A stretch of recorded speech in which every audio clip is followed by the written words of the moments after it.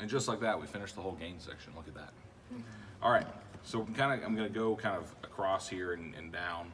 So the next thing you see is there's this engine here labeled Dynamics 1 and Dynamics 2. I call them a Dynamics engine because they can be different tools. There's some actual options within them to choose what tool that is.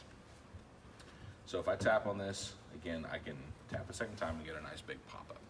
So what the default configuration of this console is the most common way you would use this. Well, that's where Dynamics 1 is going to be set up as a gate, and Dynamics 2 is going to be set up as a compressor. That's like the top option on each of those two. Now, both of them can do more than just that, but for now, I'm just going to talk about those two things because those are by far the most common uses of these two Dynamics engines. So anytime in audio we use the word dynamics, what we're talking about is essentially volume or signal level.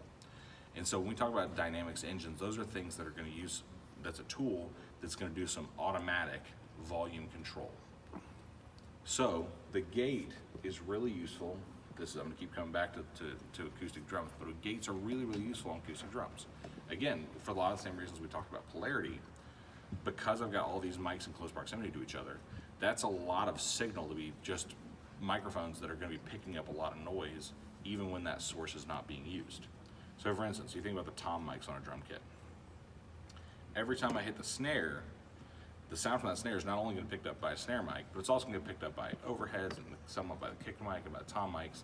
And so a gate is a tool that we use to automatically mute or at least reduce the volume of a signal when it's not being used. And so what we're going to do is set a threshold, and that threshold says when the signal is below this level, let's make it quiet. So you'll see right here, got my threshold knob there. Well, these are kind of all my controls that I have to work with for that gate. You can see there's a big on button here, so it's turned off right now. I'm gonna go ahead and turn that on.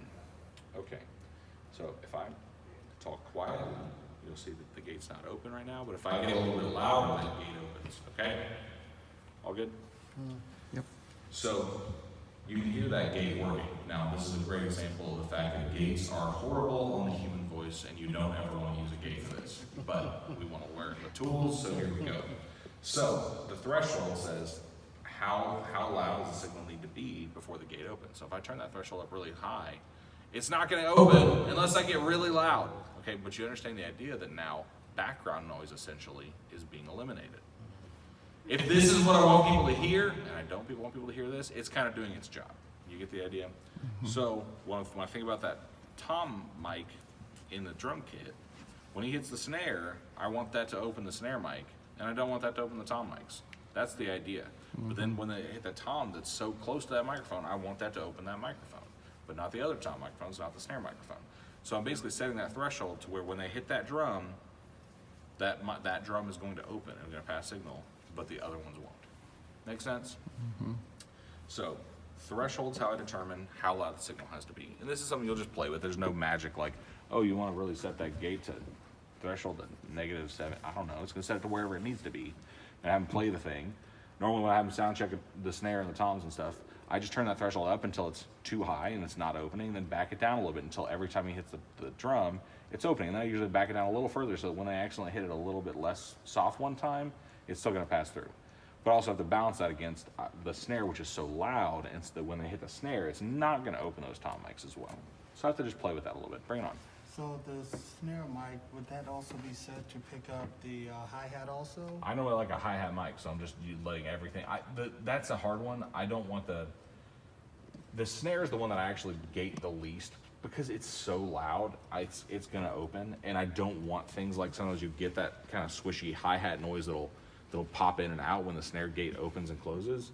And so a lot of times I like to I won't gate the snare itself.